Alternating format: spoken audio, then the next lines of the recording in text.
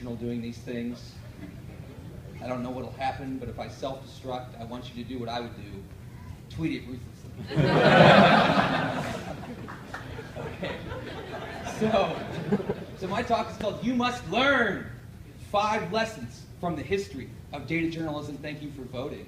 And you know what I want to start with is something that I've heard a lot of talk about, and I bet you have too. I bet you've heard a lot about the future. Right? Yes? Particularly lately. Heard a lot about the future. Lots going on. Lots going to happen. You know what I mean? Right? And, you know, and one of the cooler things I've heard in recent years was this. And you guys know who that is? He was in Jeremy's talk. That's Tim Berners-Lee, the man who invented the World Wide Web. He said this, or he was reported to have said it at least. And I thought to myself, who got to him? And whoever in here got to him, you have Natty Bo for the rest of your days on me. Because that's great. Now, that's a good thing, right? But not everything we've been hearing about the future is really all that good, right? Because we hear things kind of like this. I hear things like this and I like cringe inside. You know what I mean? It causes me pain to hear someone who means well and who wants to get on with the future, as we've been told about, say things like, what we're doing here, and everybody hears us in this room, is brand new. Something that's recently been invented. And one of the things that happens is when powerful people think ideas like this and then they act on them, they go out into the world and they have ripple effects. And I think each and every one of you in here has seen these ripple effects. They look like this.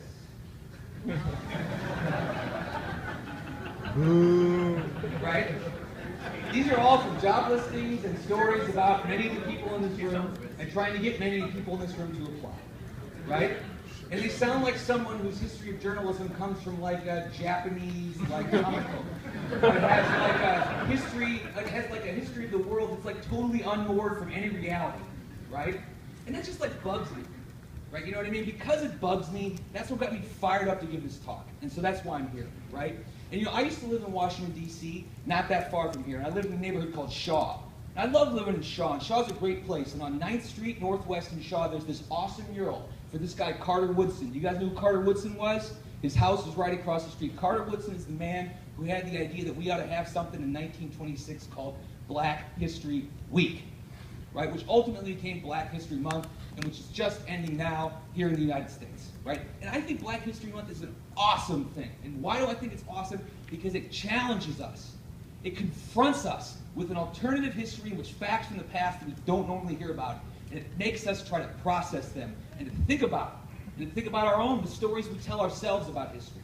And I love it, right? And you know what's good at confrontation besides that is hip-hop music, right? A few things are better. And in 1989, Boogie Down Productions, led by KRS-One, released a single known as You Must Learn. And You Must Learn is an awesome song that is really just a walk through kind of an alternative history of black people, not just in the United States, but in the world. And it's in the spirit of this like badass song, particularly the Live from the Caucasus Mountains remix, which I would totally recommend. Right? That got me going on this talk, right? And so with that as kind of the outset, I want to start in. We got 5 lessons, right? Number 1, nothing we are doing is new. Okay, and I wanted to do this in the format of like, say, Jeopardy clues. Do you guys watch Jeopardy? My wife and I every night, we TiVo, and I love it. Battle of the Decades is awesome. But so here's the clue. Influenced by academics, this aspiring journalist arrived in New York, determined to produce an exact quote, facts of scientific value. No, if you were to ask you to guess, you might say, hey, Nate Silver. Right? Particularly if you were David Plotz. Right? Or if you were a Nicarian, you might say, hey, author of Numbers in the Newsroom. Yeah. Right? And at least the New York Times hire Sarah Cohen might come to mind.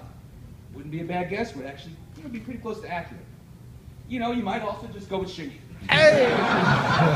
David Shing, AOL's digital prophet, meme monster.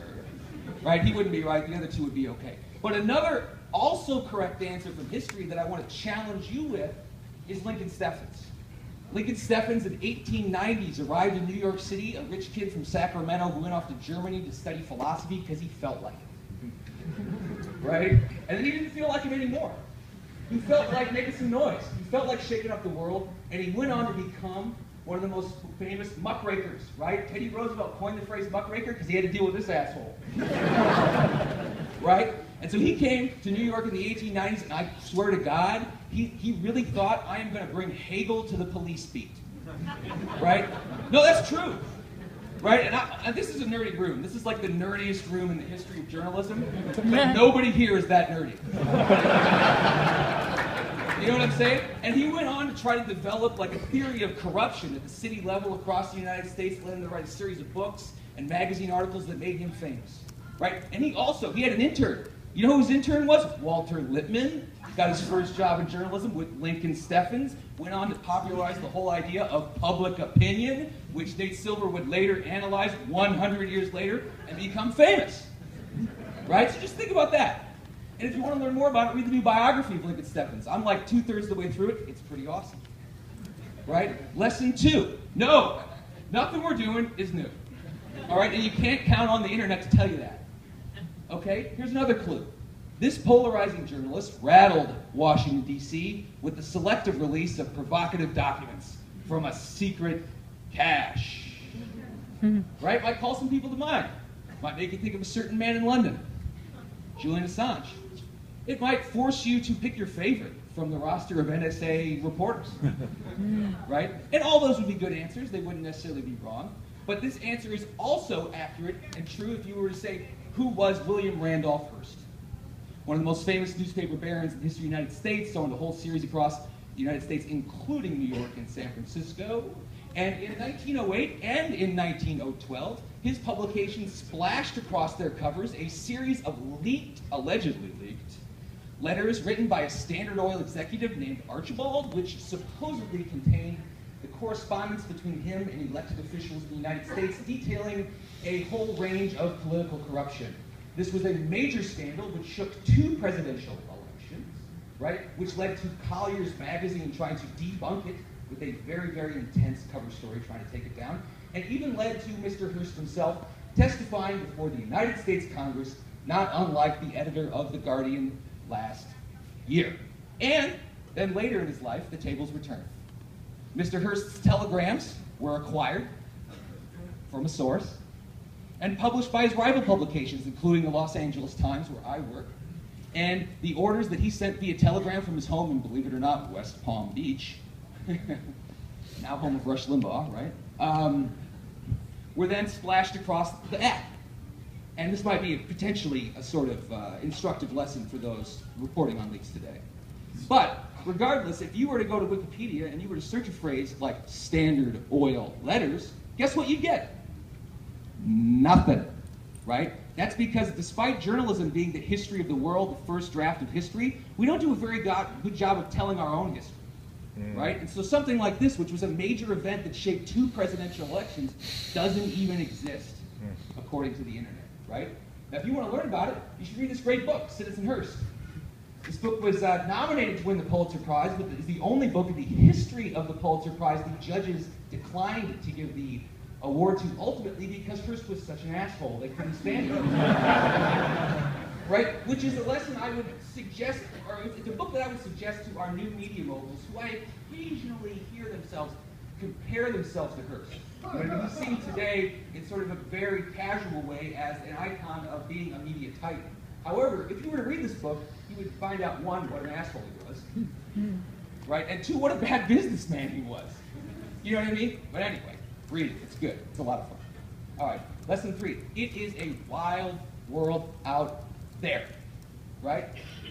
Clue number 3. This nation was the first to enact a law guaranteeing citizens the right to access government records, right? You know what I'm going to say first. You know what I'm going to say. USA. Number 1. Right? But you might be like a history buff, and you might say, well, Ben, if you go back in history of democracy, I might settle on, Magna Carta, all that stuff. You know what I'm saying? And if you're even more that way, you might say, I'm going to go back even further, Ben. I'm going to go with Athens. You know what I mean? Like, Greece had this down. It has to be Greece. It has to. No.